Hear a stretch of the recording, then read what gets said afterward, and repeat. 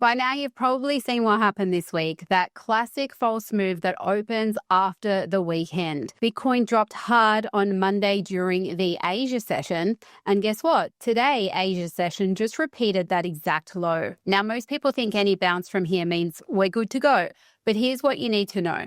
There's actually a science to when these pivots happen after the false move that opens the week. But before we get into that, just a quick greeting. Welcome to Trade Travel Chill. I'm Annie, and if you're new here, I've been trading crypto for around about 9 years so far after being introduced to the stock market by my grandfather. So yeah, trading and investing, it's in the bloodline. If you're new here, welcome. If you're returning, welcome back. Please do the channel a really quick favor and smash the like button nice and early, and consider subscribing if you're not already subscribed. We're so close to hitting 70K subs, and whilst educating is my focus, vanity metrics matter to other people before they'll take anything I say seriously.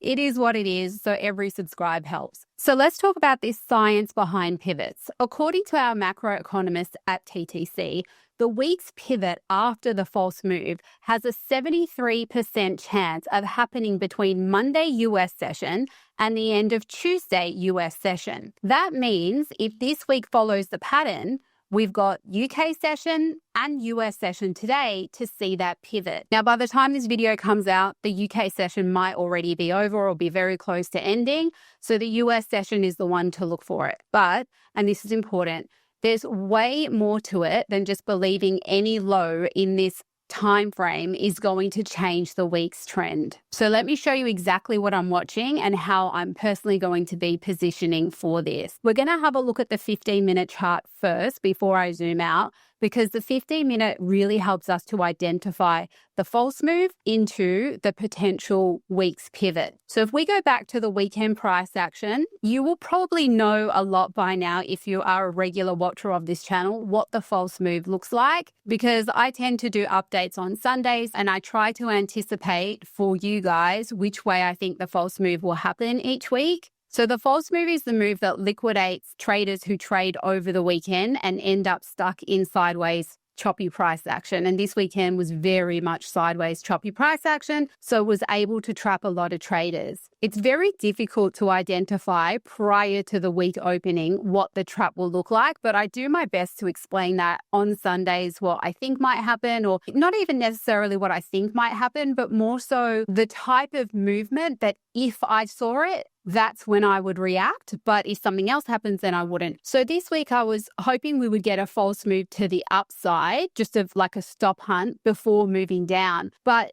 we didn't get the stop hunt. So I did get the direction right. We did move down, but we didn't get a stop hunt prior to that. And like I said, there's many ways in which the false move plays out. I don't personally think people should be trying to enter on a false move, but understanding the direction of the way the week might open is pretty important. So when you don't see a stop hunt, it basically just means that there were already enough trapped traders over the weekend and the market maker didn't need to induce any more before making their big move. So what we saw happen was, as the market opened, as Asia opened, we just went straight down to the downside and well and truly liquidated anybody who longed over the weekend. Now, why did I pick that direction? Because it comes back to prior level counts, and the peak formation of last week actually formed during Thursday sessions, which we also predicted on this channel as well. We had this area of interest to watch for all week. A lot of other traders were saying that FOMC was going to be a sell the news event. FOMC was here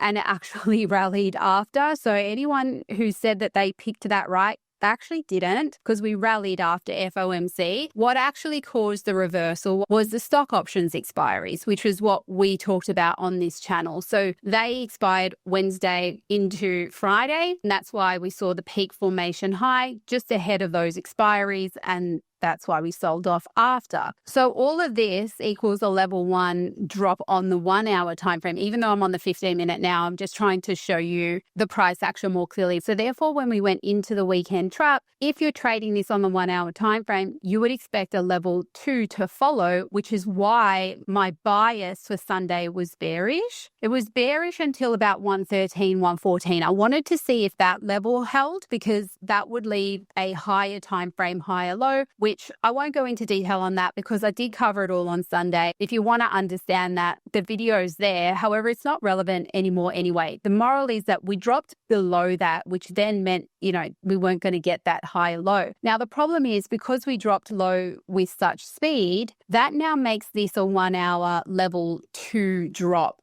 which means that there is a possibility of a 1 hour time frame level 3 drop to come. So if we're looking at these probabilities here that the pivot happens 73% of the time between Monday US to Tuesday US, right now at the time of me filming this video, we're in the UK session, which is basically almost about to end, and we've got US session left. So then would you then have a look at this price action and say, okay, well, this might be the pivot because it falls within the time frame. The first side is on Monday Asia, the second side is on Tuesday Asia. And that's very possible at this point in time. So if that's going to turn out to be correct, and that actually is the pivot, and we're not going to get a level 3 on the 1 hour time frame, what you would be looking for in the US session is a higher low to form, potentially retest 50% Asia, which is at about 112, 200, but a higher low nonetheless. And if you were to get that,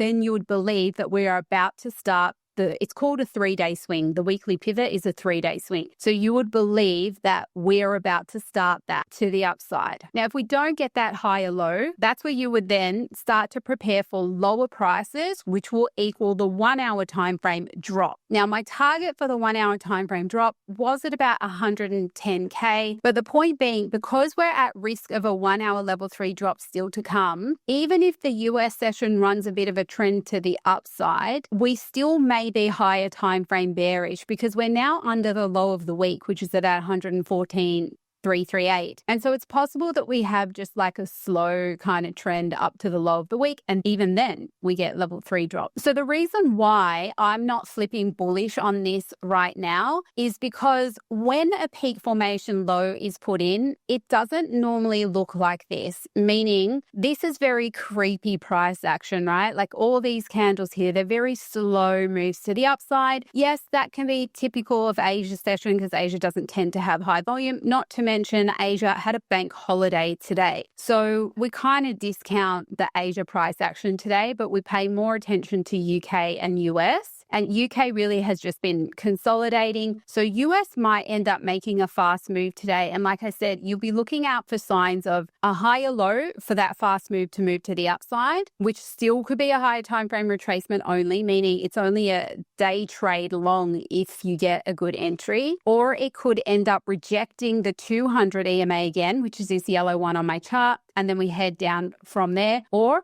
you may also see that around the low of the week. So there are a number of scenarios there, but either way, all of these are really only just for day trades because we don't really have evidence right now that the macro low is in. Now, the other thing that's going to be so important today that may give you the directional move for the rest of the week is Powell is actually speaking today. Actually, so is Trump, now that I just have a look at it. So we've got Trump speaking at around 6 p.m., that's 6 p.m. Dubai time, which is around the US session open. And then later on, we have Fed Chair Powell speaking. So both of those may end up being significant. I know there's rumors about Trump speaking something about crypto today, which could change the trajectory of crypto or whatever. That's really only come out from a couple of people, so I'm not paying huge attention to that. Either way, the timing of this is important. So the US session open is going to be where Trump speaks. And here is where Powell speaks. Now, you may notice on my chart here that I have these session times down below, and you may notice that each session has different colors. I want to just quickly explain that to you without going into too much detail. When you fully understand the TBD system, you can actually pinpoint when you expect the market is going to move,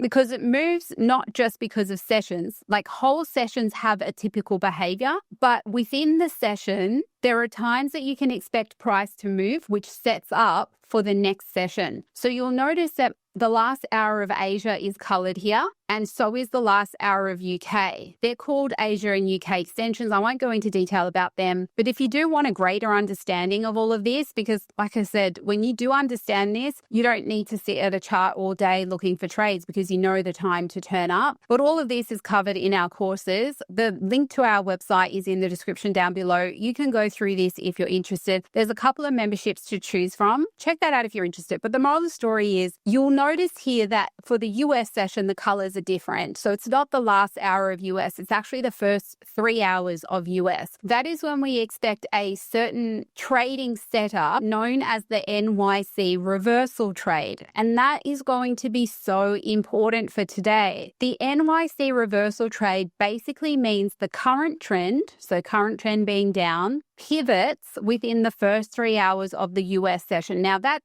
not every US session, like that is tied with other things. Again, you need to understand the full context in order to understand when to look for an NYC reversal trade, but it usually also does line up with a news event. So the fact that we've got Trump speaking and we've got Powell speaking, and both of them are speaking within the first 3 hours of the US session, and we are in the process of completing the false move week beginning, and we're also in the time frame of the 73% of pivots happening. See how when we build all of this evidence, it really goes to show that the US session today is the session to be looking out for the hints of the next directional move. So best case scenario, if you want upside, we might create a higher low and then move out to the upside, maybe at around one of those speeches. Otherwise, if they say something that we don't want to hear, it's still actually technically going to be an NYC reversal trade if we move to the downside, because as a day trader, Asia moved to the upside. So the day trading trend, very, very small time frame trend, is actually up, and UK is kind of consolidating, pulling back. So again, if there is a lower high within the first 3 hours of US, that's where you will start to expect that the 1 hour time frame level 3 is going to happen, and we will move to the downside. Bullish or bearish, I think you shouldn't be either. I think you should be neutral until US shows you the setup. But here's the thing about the false move week beginning. You can see how textbook the false move has been. The thing is, false moves are designed to liquidate weekend traders before the real weekly direction kicks in. That's what we're trying to find now, because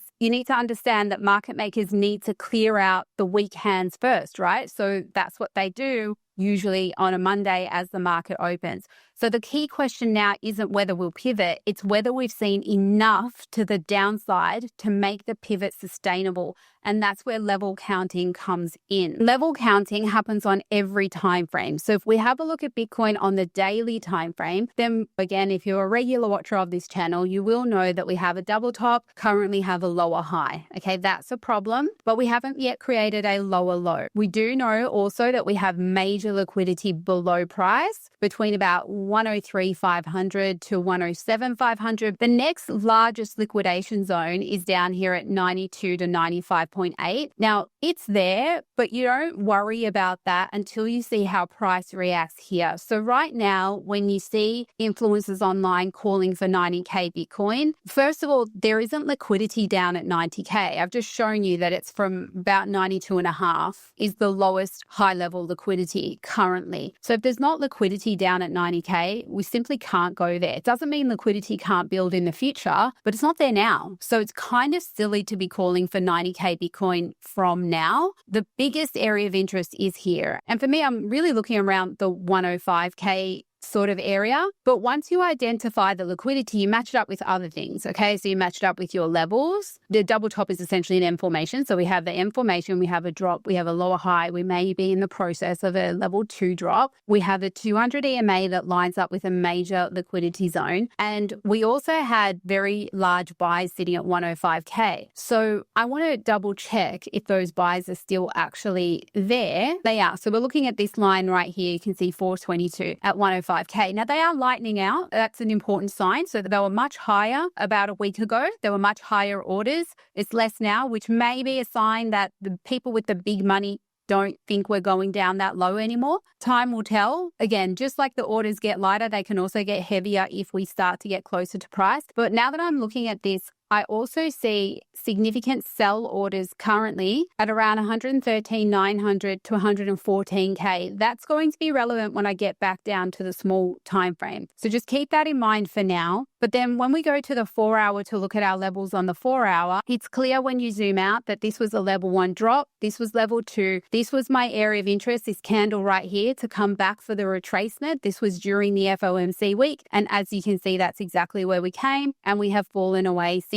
So now when we go down to the 1 hour, this is where those sell orders are going to become relevant. We've had the level 1 drop, the weekend trap, level 2 drop, and we're now just consolidating in quite a wide range, but nevertheless still consolidating. And these are those short orders that I just showed you. So if price does move up, remember how I just said to you a few minutes ago, it's possible that we creep up for US and then still reject at the low of the week. Well, look at that. We've got short orders just under the low of the week. So we do still need to be very careful. And especially if you're like spot buying, for me personally, I don't think this is a spot buy zone just yet. Look, I'm not buying spot anyway. I believe that should be done and we should now be in like take profit territory. However, if you do want to buy spot, the only way you would do that is on presence of a confirmed trend change. But for the purpose of leverage trading, it's much smaller timeframes, right? So let's just say we did get that higher low, somewhere around 50% Asia. And depending on where the wicks are at the time, your stop loss might be somewhere here. This is just an example. Don't follow this. And you may target up to these short orders here. It's a 5-to-1 risk to reward trade. It's a beautiful day trade if we're lucky enough to get something like that. And then what would happen is if price made it to your target, you just reassess, see if these short orders are still here. If they've disappeared, you get to hold on to the trade for a bit longer. And you're really just targeting the prior key levels along the way for as long as that trade hangs out. And if it does turn out to be the weekly pivot, then you just get to stay in that long because you've got the best entry anyway. But you will still need to reassess at every key level simply because that 1 hour level 3 drop has not yet happened. Now, do I think the level 3 drop will take us straight down to 105K? That would be very dramatic. Probably not. I do see other buy orders here at 110K. So that would be my first area to reassess. On the chart, you can see that that is right there.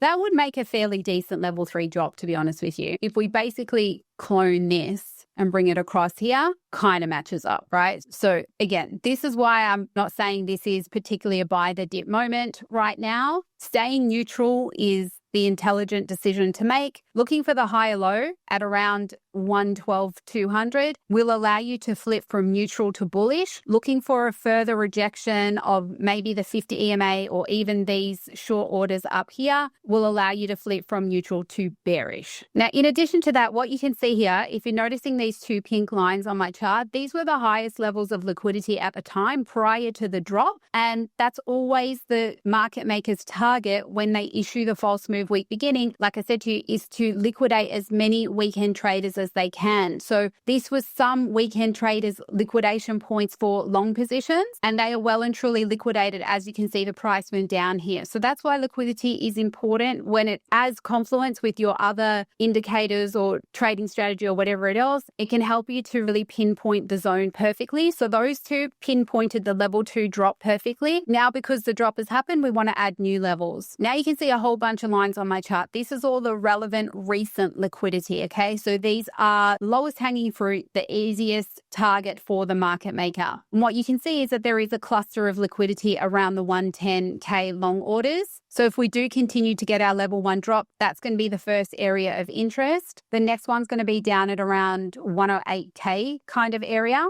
If we can manage to get back above the low of the week, there's actually pretty large liquidity above price. But again, I wouldn't worry about this upper liquidity unless we break through these short orders and the low of the week first. So for me personally, you may know because I covered it last week, I shorted the M formation here. My personal strategy is when the week opens, look for that pivot. between Monday US to Tuesday US, look for the pivot to open and position. When it's a long position, I will hold it longer than just 1 week because we're in a bull market apparently. Then when it gets close to the weekend, whether that's Thursday or Friday, I look for a peak formation high, like what you can see here, to open a short position as a hedge. And that's exactly what I did this week and exactly what I guided you through on this channel for the whole week. So if you're brand new here and you haven't subscribed yet, this is the stuff you need to know. So just hit that button below and you can be ahead of the market. So just like clockwork, when it gets to Thursday, I look for the peak formation. If it doesn't happen Thursday, I wait for Friday, and it ended up that it did happen here on Thursday. So my short position was open there. At this point in time, I'm still in that short position because I don't have a reason to close it right now. If I get a higher low in US, that's where I will close it. If we don't get that higher low, I will expect that we are probably going down for the 1 hour level 3, and I'll hold it for a little bit longer, see what happens. First of all, at the initial low of today, because you always have to look at that level, if we break that level, 110. So those are my 2 targets. This is actually a perfect time to talk about our new channel sponsor, which is BTCC. These guys have been around for 14 years, never been hacked, kind of matters when you're trading, right? You can trade crypto and tokenized stocks and commodities all in one place on this exchange. So when I'm looking at macro correlations, I don't need multiple platforms. I can do everything I want over here. So if you want to check them out, we've actually got a bonus just for TTC audience. You can get a 15% first time deposit bonus plus instant VIP2 rates when you join BTCC using the link in the description of this video. Now that VIP2 rate structure actually makes a difference on the fees, especially if you're actively trading the smaller time frame setups that we show on this channel. And to earn VIP2 usually takes a lot of trading volume. So to get it instantly, it's a really, really big deal. So when I decided to partner with BTCC, I told them that I want this for my audience to make their fees cheaper, and they agreed. So to get this rate, you can only get it if you join BTCC using the link in the description of this video. Now, if you're running GridBots in addition to your trading, just like I am, you're probably seeing some red right now. Don't panic. That's actually how they're supposed to work. Remember that bots buy on the way down and they sell on the way up.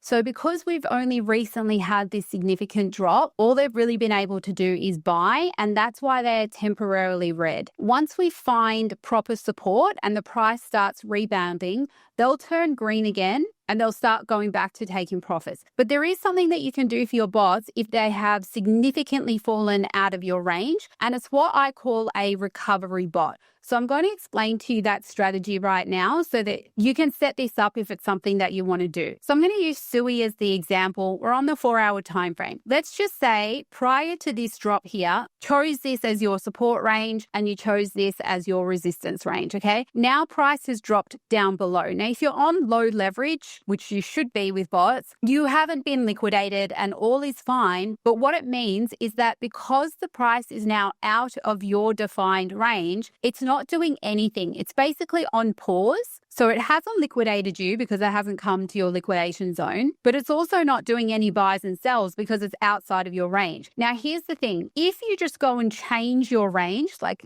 you just go in, edit your settings and put your range down here, it's going to realize the losses on that bot. So because at this point in time, we feel like we're still in a bull market, there's no point in realizing losses. So we don't want to do that. What you can do instead is set up a new bot on the same crypto, which is called a recovery bot. So this one right here is paused. And when I say pause, I don't mean you physically go and pause it. Don't do that. It's just not trading right now because it's outside of your defined range. As long as it's far away from your liquidation point, and as long as you still believe that we are in a bull market, you can leave this one doing nothing for now, and you can set up a recovery bot. So what your recovery bot will do is trade the next lowest range. So you would define your range using the next low. So you zoom out to find that, and you might feel that it's this week, or you might want to give it some room and do it as a retest of this resistance even. So now what you'll do is you'll set your bot lower limit here and the upper limit here. And so whilst this one is paused, this one is trading. And so what that means is that this one's going to start making some profit as it trades in this range. So if there is more downside, it's going to do those buys. Then as it comes back to the top of the range, it takes the profit. And now you've got this green here, which is sort of acting as a